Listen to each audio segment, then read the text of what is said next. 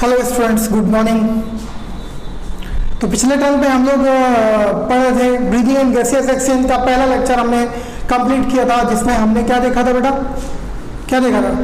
हमने देखा था कि किस तरीके से ब्रीदिंग का जो सिस्टम है वो किस तरीके से अरेंज होता है, रेस्पिरेटरी ट्रैक और रेस्पिरेटरी ऑर्गन्स, जिसमें हम पहला कंप्लीट कर रहे थे रेस्पिरेटरी ट्रैक को हमने लैरिंग्स तक कंप्लीट कर लिया था। फिर हम साउंड बॉक्स पे आ गए थे, और साउंड बॉक्स जो होता है कहीं ना कहीं उसमें लैरिंग्स जो होता है वो उसमें टोटल हमने आपको बताया था 9 कार्टिलेज होती हैं। कितनी? 9 कार्टिलेज, जिसमें कि 3 पेयर्ड होती हैं और 3 अनपेयर्ड होती हैं। कंफर्म? तो आज हम उनके बारे में डिटेल से स्टडी करेंगे, ठीक है ना। चैप्टर हम लोग पढ़ रहे हैं breathing and exchange of gases, ठीक है।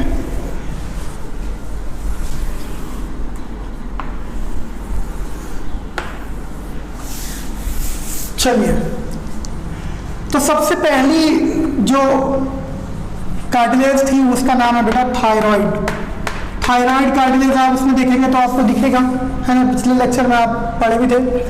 थायराइड कार्टिलेज क्या होती है? मोस्ट प्रोमिनेंट, है ना, मतलब सबसे बड़ी होती है। अगर हम इसको देखें, ये पाइप है जहां साउंड बॉक्स है ना, ये साउंड बॉक्स किस तरीके से बना होता है? टोटल 9 कार्टिलेज होती है यहाँ पे, और वो किस तरीके से अरेंज होती है इसे हम डायग्रामेटिकली तो थोड़ा सा टफ रहेगा, लेकिन आप कुछ आपको आइडिया लग जाएगा। जैसे कि इस तरीके का कुछ डायग्राम है,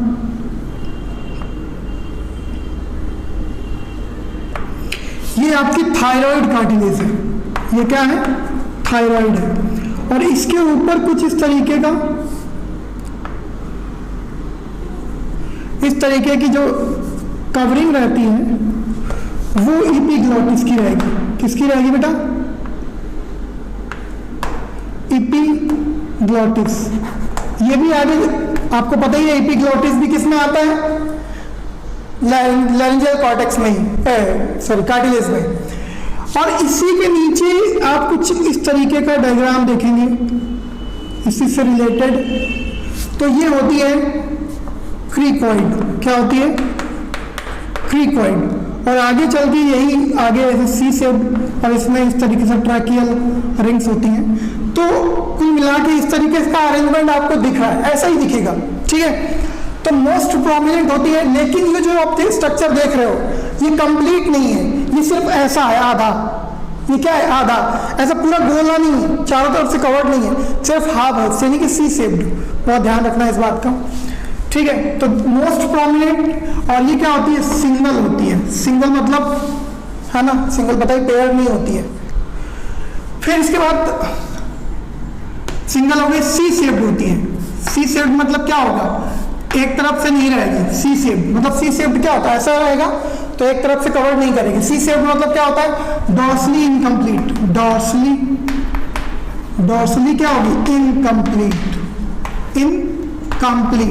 डॉर्सल साइड पे क्या होगी? इनकम्प्लीट होगी। आप समझ सकते हैं डॉर्सल साइड पे क्या होगी? इनकम्प्लीट। मतलब ये, अगर आप सोचो ये क्या है? वेंट्रल साइड है, और पीछे क्या है? Dorsal side. तो इधर से जाएगी ऐसे, इस तरीके से लगी रहेगी, तो पीछे की तरफ क्या हो जाएगी? खाली हो जाएगी ना, पीछे की तरफ कवर नहीं करेगी, तो इस तरह से डॉर्सली इनकम्प्लीट हो जाएगी। और इसी को हम लोग क्या बोलते हैं? Known as Adam's apple. क्या बोलते हैं बेटा? एडम्स एप्पल और आदम एप्पल। आदम मतलब आदमी, है ना, क्योंकि आप देखे होगा कुछ लोगों को यहाँ पे ऐसे बहुत तेज चिड़िया टाइप के ऐसे चोंच उसकी निकल आती है यहाँ पे गले में। ऐसे मेरे तो नहीं है, पतले दुबले लोगों को ज्यादा दिखेगा, है ना, खासकर मेल में, फीमेल में नहीं, मेल में। तो ये क्या होता है? Adam's apple prominent in male में ये ज्यादा दिखेगी, प्रोमिनेंट मेल, क्योंकि ये क्या शो करता है बेटा? ये मैस्कुलिन कैरेक्टर शो करता है। Masculine character. कैसा कैरेक्टर है? Masculine character. कंफर्म? तो ये होती है थायराइड कार्टिलेज। अगली कार्टिलेज पे चलते हैं, सेकेंड नंबर पे। अगला है क्रिकॉइड कार्टिलेज। कौन सा बेटा? क्रिकॉइड कार्टिलेज, ठीक है। क्रिकॉइड भी क्या होती है? सिंगल होती है, सिंगल होती है। इसके बाद बेलो, बेलो कहाँ दिख रही है? थायराइड के, थायराइड के नीचे दिख रही है आपको, बिलो थायराइड हो गई। इसके बाद कैसी होती है? रिंग लाइक, रिंग लाइक कैसी होती है? रिंग लाइक, है ना, रिंग जैसी होती है, सिंगल होती है, थायराइड के नीचे होती है। ये आपका क्रिकॉइड हो गई, कंफर्म। इसके बाद नेक्स्ट आता है थर्ड नंबर बेटा एरिटिनॉइड, एरिटिनॉइड, ठीक है। थर्ड नंबर क्या आता है? एरिटिनॉइड। ये क्या होती है बेटा? पेयर्ड होती है, सबसे पहले ये पेयर में होती है, ठीक है, पेयर में होती है। और ये कैसी होती है? पिरामिड शेप्ड, क्या होती है? Pyramid, pyramid shaped, pyramid shaped होगी। अब इसको आप डायग्राम में देखने की कोशिश मत करना। पिरामिड शेप्ड होती है और कहाँ होती है? Posterior, posterior to larynx, larynx के पोस्टीरियर साइड, इसके पीछे की तरफ, यानी कि जो ये क्रिकॉइड दिख रही है इसके पीछे की तरफ होगी ये, समझ रहे हो? पोस्टीरियर, एंटीरियर पार्ट तो ये हो गया, पोस्टीरियर नीचे, यानी कि पीछे की तरफ भी है और नीचे की तरफ भी होती है। तो ये आपको जिस तरीके से आप देख रहे हो, ये डॉर्सल व्यू दिख रहा है ना, तो डॉर्सल व्यू जो आप देख रहे हो, नहीं हाँ डॉर्सल व्यू, तो आप इसको पीछे की तरफ देख पाओगे, तो वो उसमें दिखेगी नहीं, बस आपको थोड़ा सा ध्यान रखना है कि पोस्टीरियर टू लैरिंग्स, और ये पेयर होती है, बहुत इंपॉर्टेंट है, ध्यान रखना, ऊपर की दोनों सिंगल।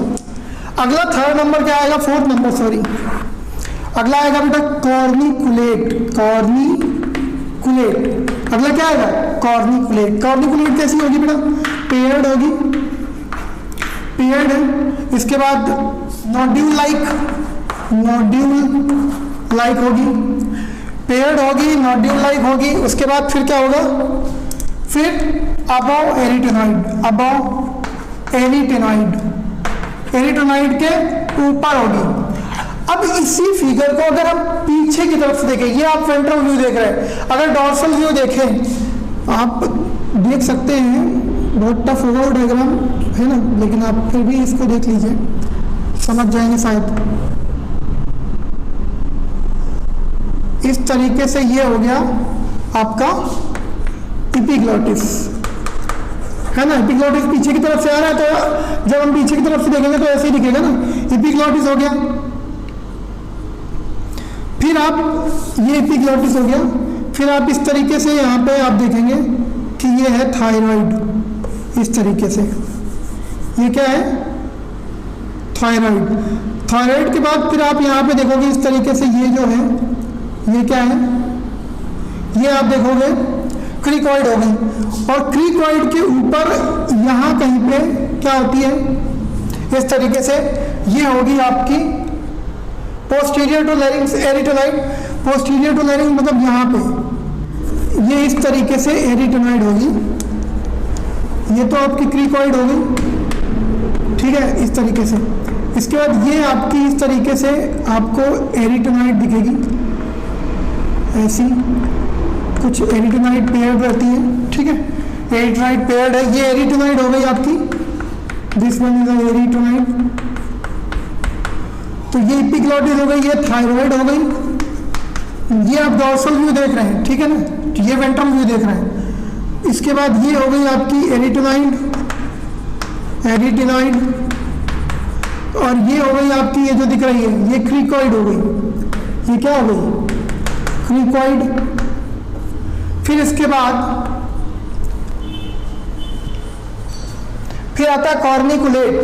कॉर्निकुलेट आप देखोगे यहाँ पे कुछ इस तरीके से अरेंज है, corniculate above, corniculate nodule like है, पेयर्ड है, तो यहाँ पे ऐसे दिखोगे corniculate, this one is a corniculate, corniculate.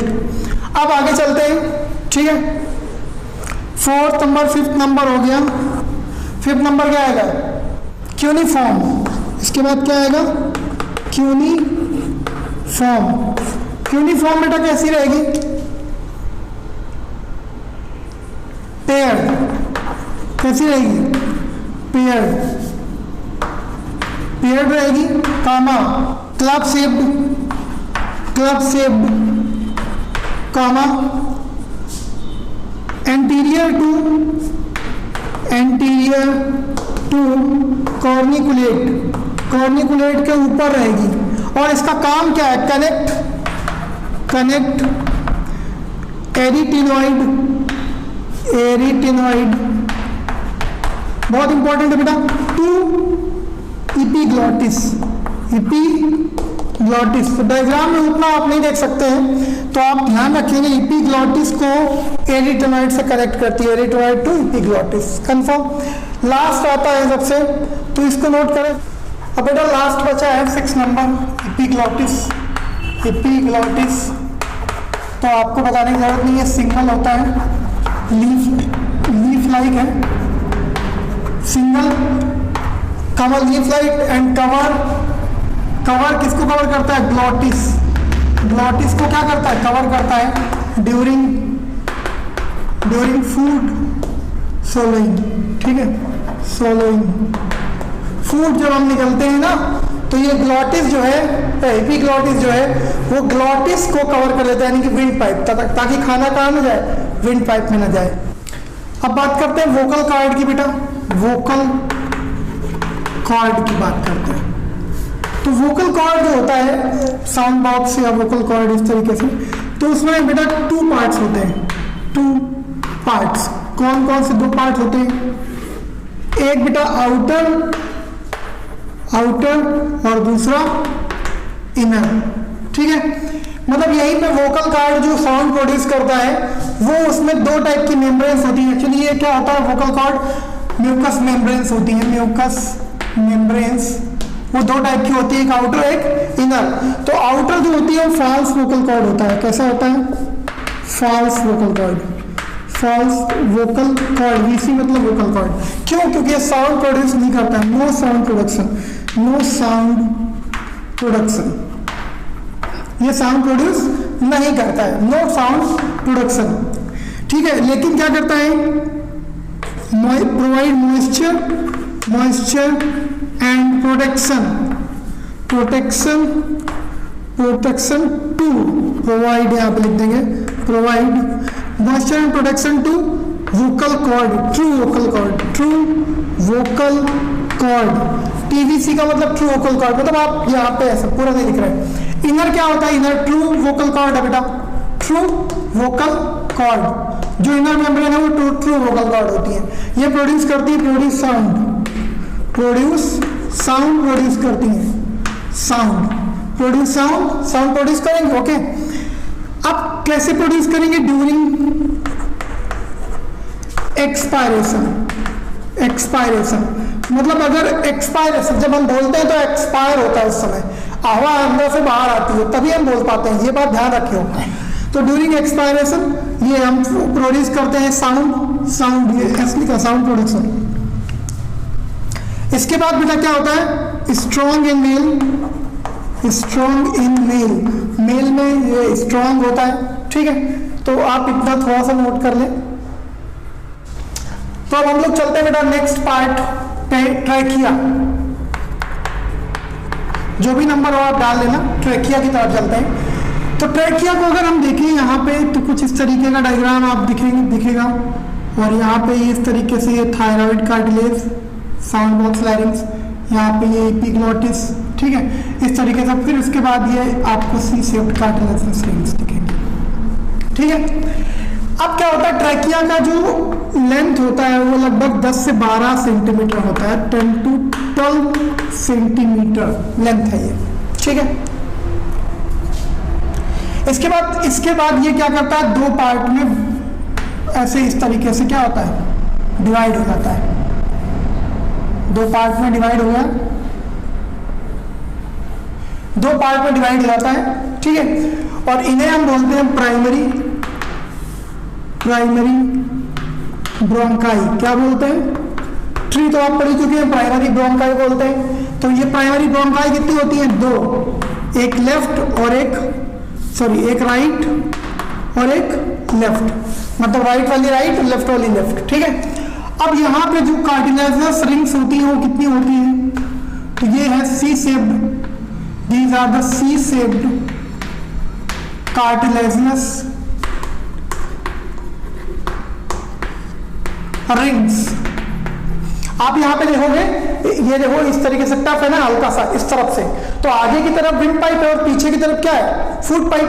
तो ये आगे की तरफ कोलैप्स ना हो, मतलब कोलैप्स ना हो, इसीलिए यहाँ पे क्या लगा दिया गया नेचर ने, कार्टिलेज लगा दिया। बोन्स लगा देता तो बहुत ज्यादा टफ हो जाता, इसलिए उसने क्या लगाया, कार्टिलेज सी शेप्ड रिंग लगाया। वो भी कंप्लीट नहीं, आधी।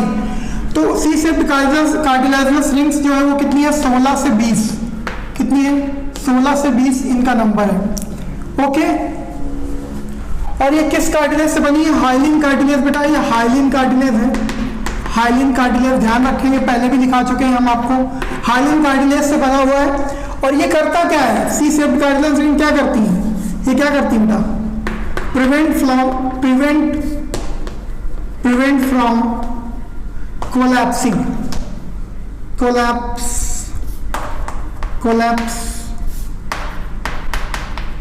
ठीक है, प्रिवेंट फ्रॉम कोलैप्सिंग। मतलब कि अगर by chance C shaped cartilage rings नहीं होती तो क्या होता है, ऐसे हवा लेते तो वो पिचक जाता है। जैसे गुब्बारे में आप हवा भरोगे, उसको अंदर लो तो क्या होगा, गुब्बारा पिचक जाएगा, एकदम एक वॉल दूसरी वॉल से चिपक जाएगी।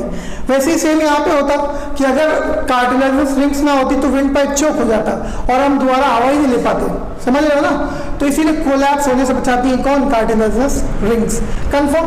अब देखते हैं जरा ये क्या क्या होता है इसमें, कैसे देखो जरा। विंड पाइप है, ये क्या है, wind pipe. Wind pipe up to कहां तक रहता है, up to mid thoracic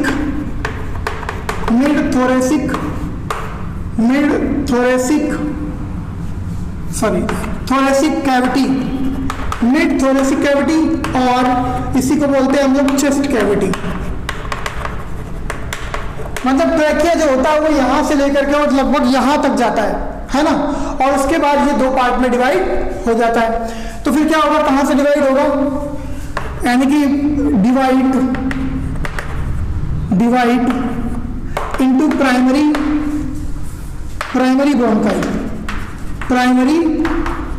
bronchi. कहां से डिवाइड होता है, एट T5।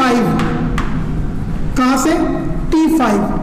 देखो बेटा T5 क्या है, पीछे से आप ये जो एरिया है आपका, उसमें आप देख रहे हो रिप्स है, क्या है, रिप्स। और इन रिप्स, ये रिप्स कहां से निकल के आ रही है, पीछे से बैकबोन से ऐसे निकल के आई, यहाँ से यहाँ जुड़ गए यहाँ के। यहाँ पे भी एक बोन है जिसका नाम स्टर्नम है, जिसका नाम क्या है, स्टर्नम है। तो ये दोनों तरफ से, क्योंकि यहाँ पे बहुत सेंसिटिव ऑर्गन है, इसलिए नेचर ने क्या बना दिया, ऊपर से एक ऐसे ढक्कन बना दिया बोन्स का, ताकि जल्दी से इस पे इफेक्ट ना हो, समझ रहे हो ना। तो क्या हुआ कि ये रिप्स बना दी। अब क्या होता है, इन रिप्स में थोरेसिक रिप्स जो बैकबोन जब जाते हैं तो यहाँ पे टोटल 32 बोन्स होती हैं, 32, ठीक है ना, 31, 32। तो ये जो बैकबोन है उसमें बोन्स जो होती है, उसमें T5 एक थोरेसिक, यानी कि जो रिप्स नंबर 5 है ना, जो रिप्स नंबर 5 है, वहां से ये दो पार्ट में ऐसे डिवाइड होती है। यानी कि ये जो जहां से डिवीजन हो रहा है, यानी कि divide into primary bronchi at T5 मतलब thoracic vertebrae 5, thoracic vertebrae 5 number की थोरेसिक वर्टिब्री से डिवाइड होता है। फिर इसके बाद बेटा प्राइमरी ब्रोंकाई। अब क्या देखो, प्राइमरी ब्रोंकाई जो होती है, प्राइमरी ब्रोंकाई, यहां पे प्राइमरी ब्रोंकाई जो है, प्राइमरी ब्रोंकाई ये डिवाइड हुई बेटा किसमें, लेफ्ट, राइट में और लेफ्ट में, ठीक है, लेफ्ट में। अब क्या होगा, अब ये फिर से डिवाइड होगी, ठीक है ना। तो इसमें से फिर से डिवाइड हुआ, यानी कि प्राइमरी ब्रोंकाई जो है वो हो गया। इसके बाद टर्सरी ब्रोंकाई, इसके बाद सेकेंडरी ब्रोंकाई। सेकेंडरी ब्रोंकाई क्या करेगी, राइट में कितनी रहेंगी सेकेंडरी ब्रोंकाई बेटा, 3, और लेफ्ट में कितनी रहेंगी, 2। बहुत ध्यान से, राइट में 3 और लेफ्ट में 2। फिर इसके बाद टर्सरी ब्रोंकाई डिवाइड होगी। टर्सरी ब्रोंकाई किनको बोलेंगे, या कितनी होगी, तो टर्सरी ब्रोंकाई बेटा राइट में 10 और लेफ्ट में कितनी रहेंगी, 8। मतलब आप इस ट्री को समझ सकते हैं कि ये पहली एक है, ये प्राइमरी ब्रोंकाई है। इसके बाद फिर इसमें कितनी बनेंगी? 3, 1 2 3, उनको क्या बोलेंगे? Secondary bronchi. इधर बनेंगी 2, तो इसको बोलेंगे हम लोग सेकेंडरी ब्रोंकाई। इसके बाद इधर फिर ये डिवाइड होंगे 3, तो टर्सरी ब्रोंकाई कितनी बनाएंगे? 10। कंफर्म। फिर इसके बाद क्या आएगा? फिर आएगा बेटा इनिशियल ब्रोंक्यूल्स, इनिशियल ब्रोंक्यूल्स, और फिर आएगा टर्मिनल ब्रोंक्यूल्स, टर्मिनल ब्रोंक्यूल्स, ये आप पढ़ चुके हो। फिर इसके बाद आएगा रेस्पिरेटरी पार्ट,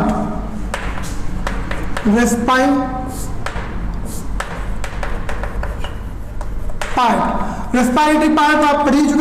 यहां तक टर्मिनल ब्रोंक्यूल तक क्या रहा? कंडक्टिंग पार्ट, ये आप पहले ही पढ़ चुके हो। यहां तक कंडक्टिंग पार्ट है। इसके बाद रेस्पिरेटरी पार्ट में क्या आएगा? एल्वियोलर डक्ट, एल्वियोलर डक्ट, उसके बाद एट्रिया, और एट्रिया के बाद एल्वियोलाई। ये पूरा पार्ट क्या है? Respiratory part. तो ये आप पहले पढ़ चुके हो। तो यहाँ पे एक और चीज है बेटा कि इपिथीलियम देख लेंगे। इपिथीलियम यहाँ पे कौन सी होती है? इपिथीलियम होती है बेटा पी, वही PS stratified columnar ciliated columnar glandular epithelium, PSCGE। ठीक है। अब बेटा यहाँ पे सी शेप्ड कार्टिलेजस आगे भी चली जाती है, आगे भी होती चली जाती है। ठीक है। तो सी शेप्ड कार्टिलेजस रिंग के बारे में यहाँ पे एक पॉइंट लिखेंगे, C shaped cartilage ring. Ring कहां तक होती है? अप टू, बहुत इंपॉर्टेंट है बेटा, up to initial bronchioles, initial bronchioles, यानी कि टर्मिनल ब्रोंक्यूल्स तक आप लिख सकते हो, टर्मिनल ब्रोंक्यूल्स, ब्रोंक्यूल्स तक, टर्मिनल ब्रोंक्यूल्स तक क्या मिलेगा आपको? C shaped cartilages. अब नोट करें। अब बेटा रेस्पिरेटरी पार्ट थोड़ा सा देखते हैं जरा। रेस्पिरेटरी पार्ट, वैसे तो आप ब्रोंकियल ट्री में पढ़ चुके हैं, सॉरी रेस्पिरेटरी ट्री में पढ़ चुके हैं, ये फिर भी देख लेते हैं। रेस्पिरेटरी पार्ट में क्या क्या आता है? एल्वियोलर डक्ट आती है। एल्वियोलर डक्ट से आगे चलेंगे तो क्या आएगा? आर्टरिया आएगा, आर्टरिया, आर्टरिया के बाद क्या आएगा? Alveoli, alveoli. बेटा एक चीज ध्यान रखनी पड़ेगी, एल्वियोलर डक्ट जो होती है यहीं से स्टार्ट हो जाती है सिंपल स्क्वैमस इपिथीलियम। क्यों बेटा? क्योंकि स्यूडो स्ट्रेटिफाइड नहीं रहेगी यहाँ पे। यहाँ पे क्या करना है? यहाँ पे एक्सचेंज ऑफ गैसेस करना है। भाई सिंपल सी बात है, अगर मोटी या स्यूडो स्ट्रेटिफाइड रहेगी तो क्या होगा? आसानी से क्या होगा? एक्सचेंज ऑफ गैसेस नहीं हो पाएगा। तो यहाँ पे क्या करना है कि यहाँ पे सिंपल स्क्वैमस एपिथेलियम, ये फ्लैट है, आप पढ़ चुके हैं सिंपल स्क्वैमस एपिथेलियम। तो ये क्या करेगी? पतली रहती है, आसानी से एक्सचेंज ऑफ गैसेस हो सकता है। अब ये एल्वियोलाई भी उसी से बनी रहती है, इसकी वॉल सिंपल स्क्वैमस एपिथेलियम से ही क्या रहती है? बनी रहती है। अब ये सिंपल स्क्वैमस एपिथेलियम जो दिख रही है आपको बेटा, इसमें दो टाइप की एल्वियोलाई को अगर हम देखें, alveoli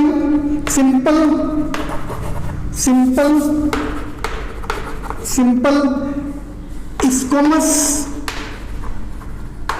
epithelium of alveoli, alveoli की इपिथेलियम को देखें तो यहां पे बेटा दो टाइप की सेल्स होती हैं, है ना? टू टाइप्स सेल्स, दो टाइप की सेल्स होती हैं। और ऐसी साइट्स को, यानी कि जहां पे रेस्पिरेशन हो रहा होता है वहां पे दो टाइप की सेल्स है, तो सेल्स के नाम को क्या दिया गया है? न्यूमोसाइट। क्या बेटा? न्यूमोसाइट। Pneumocyte type 1। इस टाइप की जो सेल्स हैं देखेंगे जरा, जैसे ये आपका एल्वियोलाई है ना, और उसके नीचे ये आपका ब्लड वेसल्स है ना, ये एल्वियोलाई और ये ब्लड वेसल्स हो गया आपका। ठीक है, ओके। अब क्या होगा कि जो एल्वियोलाई की ये सेल्स हैं, ये जो देख रहे हो आप, यहां पे भी इसकी लेयर होगी। तो एल्वियोलाई की सेल्स जो है ये इन्हें हम टाइप 1 बोलेंगे, ये न्यूमोसाइट टाइप 1 है, ठीक है। ये क्या करेंगी, अंदर ऑक्सीजन को भेजेंगी और CO2 को बाहर निकाल लेंगी, ठीक है। तो टाइप 1 की जो न्यूमोसाइट सेल है क्या करती है, एक्सचेंज ऑफ गैसेस, यानी कि गैसेस एक्सचेंज करने में हेल्प करती हैं बहुत ध्यान से। और कुछ टाइप 2 होती हैं, यानी कि न्यूमोसाइट टाइप 2। कुछ इन्हीं के बीच में और सेल है टाइप 2, मान लेते हैं ये ऐसी सेल्स हैं कुछ इस तरीके से, ठीक है, आप समझ लो ऐसे। तो टाइप 2 जो सेल्स है उनका काम क्या है, इनको हम लोग और दूसरे नाम से जानते हैं क्लारा सेल्स, ठीक है। टाइप 2 क्लारा सेल्स यानी कि कुछ स्पेशल सिक्रीट करती हैं। ये क्या करती है, सिक्रीट लेसिथिन सिक्रीट करती है। लेसिथिन का नाम तो सुन के याद आ गया होगा, बायोमोलिक्यूल में पढ़ाया था आपको। ये क्या लेसिथिन क्या है, क्या है, फॉस्फोलिपिड। क्या है बेटा, फॉस्फोलिपिड। ये फॉस्फोलिपिड है लेसिथिन, क्या है बेटा, फॉस्फोलिपिड, कंफर्म। अब फॉस्फोलिपिड ये क्या है, एक्ट एज सर्फेक्टेंट। ये सर्फेक्टेंट का काम करता है। सर्फेक्टेंट मतलब सरफेस टेंशन को कम करता है, यानी कि सर्फेक्टेंट का काम क्या है, मतलब डिक्रीज सरफेस टेंशन को कम करता है। एल्वियोलाई के अंदर एयर पास होती है और एयर जब निकलती है तो वहां पे क्या होता है, एयर का बहुत ज्यादा मतलब सरफेस पे बहुत ज्यादा टेंशन लगता है, उस टेंशन को ये लेसिथिन कम करता है, इसीलिए इसका नाम है एक्ट एज सर्फेक्टेंट, ठीक है। और ये क्या करता है, prevent from collapsing alveoli, prevent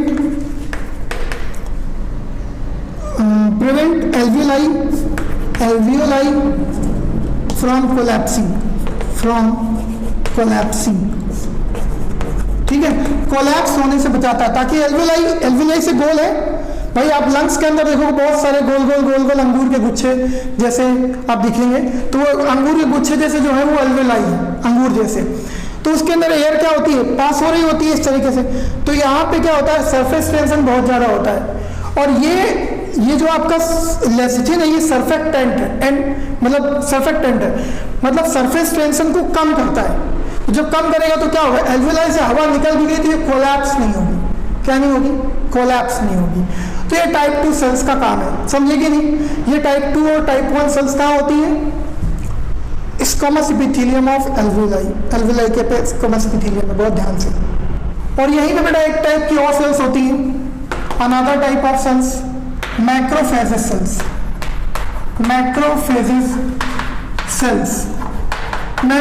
sales होती हैं। और इनको लंग्स में क्या बोलते हैं, इन लंग्स, आपको स्ट्रक्चरल ऑर्गेनाइजेशन में बताया था, इन लंग्स में क्या बोलते हैं, इन लंग्स इनको क्या बोलते हैं, डस्ट सेल, क्या बोलते हैं, डस्ट सेल। और ये कैसी होती है, फैगोसाइटिक, कैसी होती है, फैगोसाइटिक, है ना, कैसी होती है, फैगोसाइटिक। ओके, तो इसको नोट डाउन करें।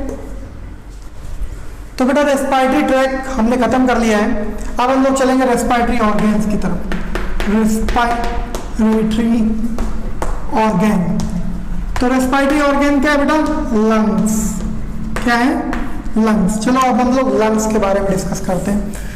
तो लंग्स की बात करें तो वन पेयर कहाँ है, एयर टाइट चैम्बर, थोरेसिक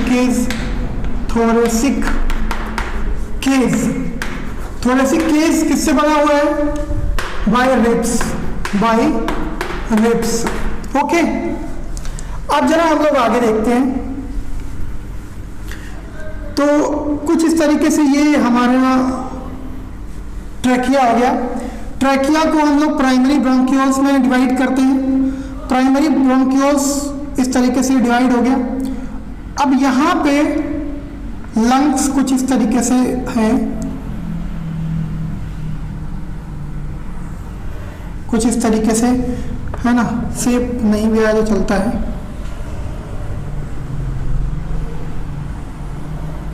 ठीक है। तो आप देख रहे होंगे कि यहाँ पे 2 लंग्स हैं, है ना, 1 पेयर। अब नीचे की तरफ, यहाँ पे लंग्स के नीचे की तरफ ये डायाफ्राम होता है, this is the diaphragm. Diaphragm में मसल्स होती हैं जिनका नाम होता है रेडियल मसल्स, ठीक है, रेडियल और फ्रेनिक मसल्स, और फ्रेनिक मसल्स, फ्रेनिक मसल्स, ठीक है। तो ये डायाफ्राम हो गया। अब क्या होता है बेटा, लंग्स, जो राइट लंग्स होता है वो थोड़ा बड़ा होता है, यानी कि लगभग 625 ग्राम का होता है ये, और लेफ्ट वाला जो दिख रहा है वो 565 ग्राम का होता है, ठीक है। दोनों लंग्स हैं, बहुत ध्यान से। राइट वाले में जो होता है बेटा वो 3 लोग होते हैं। कितने लोग होते हैं? 3 लोग। 3 लोग कुछ इस तरीके से होते हैं,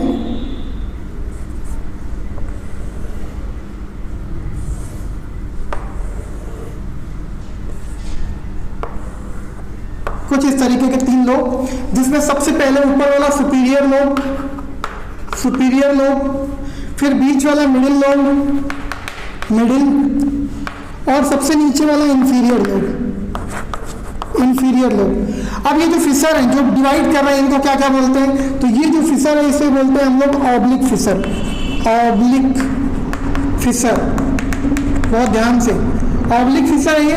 और ये जो फिशर देख रहे हो इसे हम बोलते हैं horizontal fissure, horizontal fissure, okay. तो 2 फिशर, यानी कि हम लोग इसके लिए लिख सकते हैं कि अगर हम राइट के लिए लिखें, राइट लंग्स के लिए, तो राइट लंग्स में 2 फिशर, 2 फिशर और 3 लोब, समझे कि नहीं? और अगर हम ये लेफ्ट के लिए देखें तो लेफ्ट में क्या होगा? बस एक केवल इस तरीके का होगा, और ये सुपीरियर और ये इंफीरियर, ठीक है। तो ये कैसा है? ऑब्लिक, ऑब्लिक फिशर है, ऑब्लिक फिशर, बहुत ध्यान से, FISSURE, ऑब्लिक फिशर। तो मतलब लेफ्ट वाले में क्या देखेंगे? लेफ्ट लंग्स में क्या देखेंगे? यानी कि 1 फिशर, अगर 1 फिशर है तो कितने लोग हैं? 2 लोग। ये सब बहुत ध्यान से याद करने वाली चीजें हैं, बिल्कुल लर्न होनी चाहिए, ओके। अब क्या होता है बेटा कि ये जो जगह देख रहे हो आप, ये प्लेस, इस प्लेस को हम लोग बोलते हैं cardiac notch, cardiac NOTCH, notch.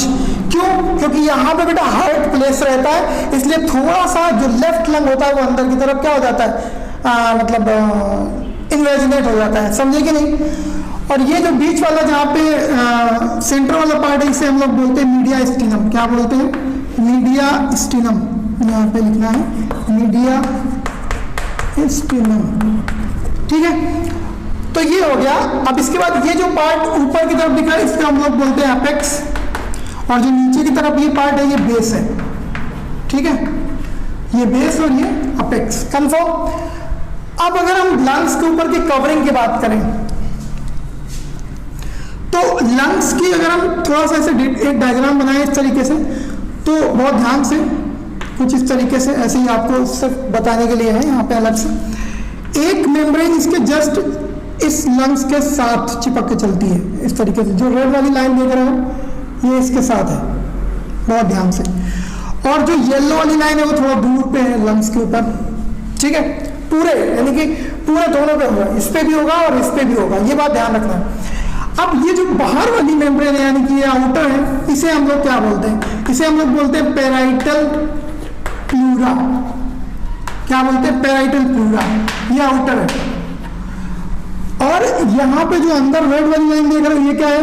Visceral pleura, visceral pleura, ठीक है। और इन दोनों में ये इनर है, इन दोनों मेम्ब्रेन के बीच में फ्लूइड फील्ड रहता है।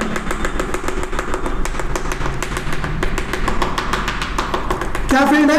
फ्लूइड। और इस फ्लूइड को हम लोग बोलते हैं प्लूरल फ्लूइड। क्या बोलते हैं? प्लूरल फ्लूइड, ठीक है। ये क्या करता है? प्लूरल फ्लूइड का काम क्या है? Protect from shock and mechanical injury, mechanical injury.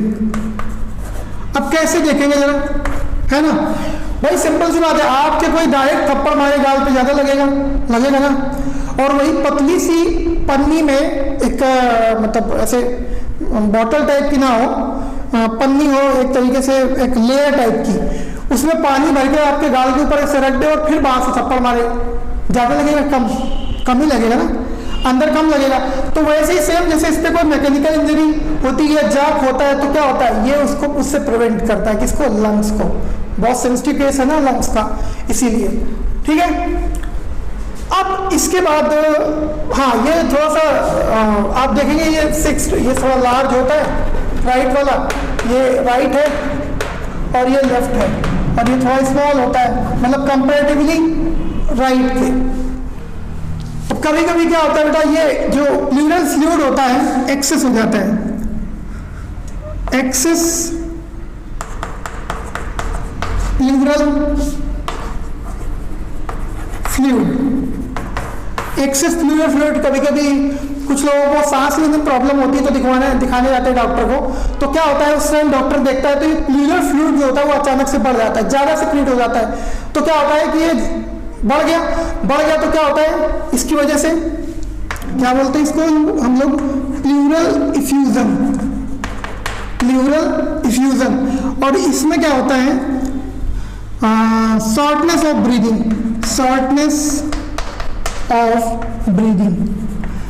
में शॉर्टनेस आ जाएगी, मतलब आप कम धीरे धीरे सांस ले पाएंगे। कंफर्म?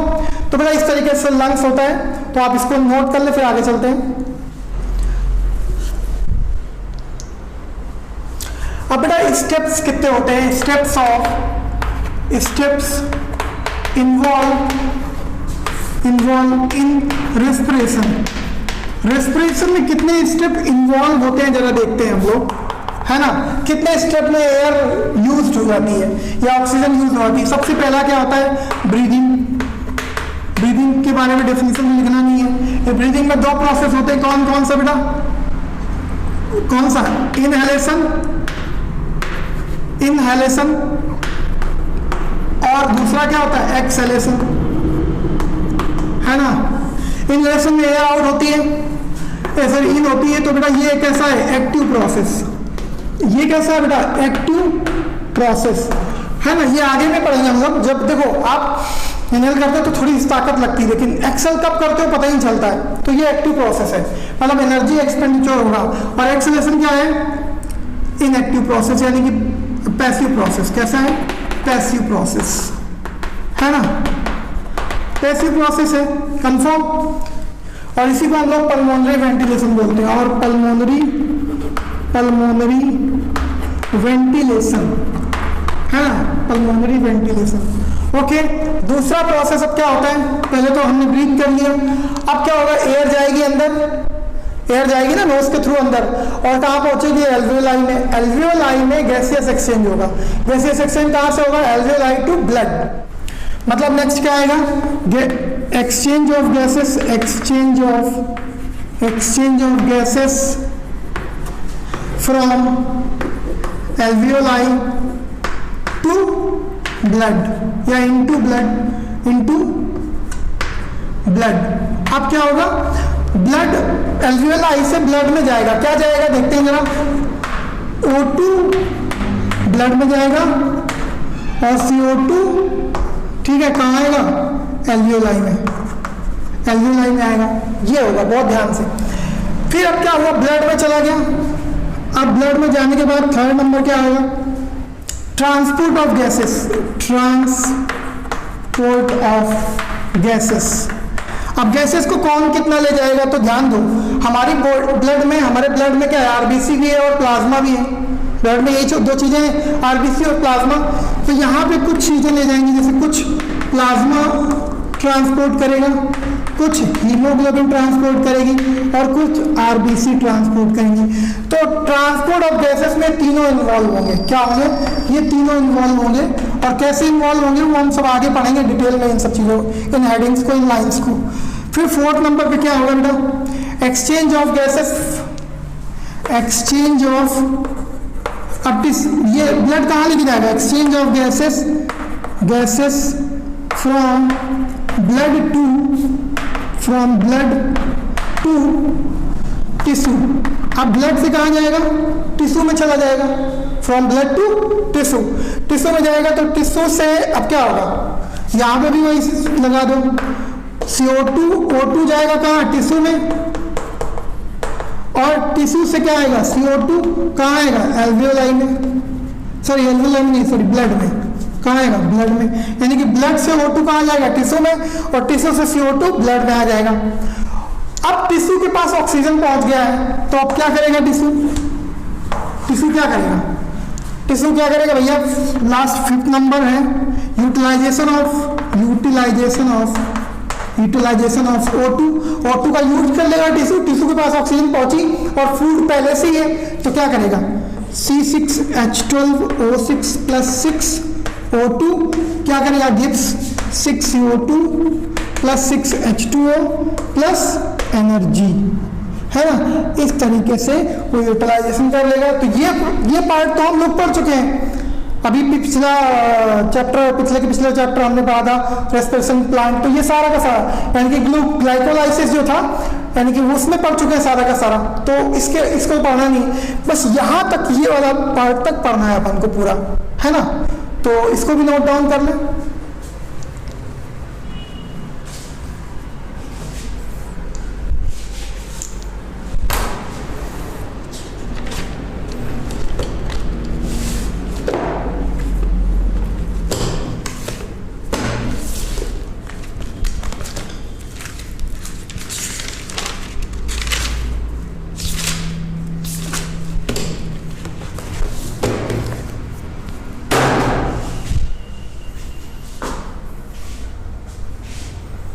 तो स्टूडेंट्स, हम लोगों ने आज ट्रैकिया पढ़ा। ट्रैकिया के पहले हमने जो पिछले टर्म पे पढ़ रहे थे आपका लैरिंजियल कार्टिलेज, उसमें हमने 9 के 9 कार्टिलेज पढ़ा, किस तरीके से इनका अरेंजमेंट होता है वो सारा का सारा देखा। उसके बाद हमने ट्रैकिया पढ़ा। ट्रैकिया के बाद हमने लंग्स देखा, लंग्स का आउटर स्ट्रक्चर कैसा होता है, ठीक है ना, ब्रोंकियल ट्री देखी। और उसके बाद हमने स्टेप्स जो इन्वॉल्व होंगे रेस्पिरेशन में वो सारे देखे।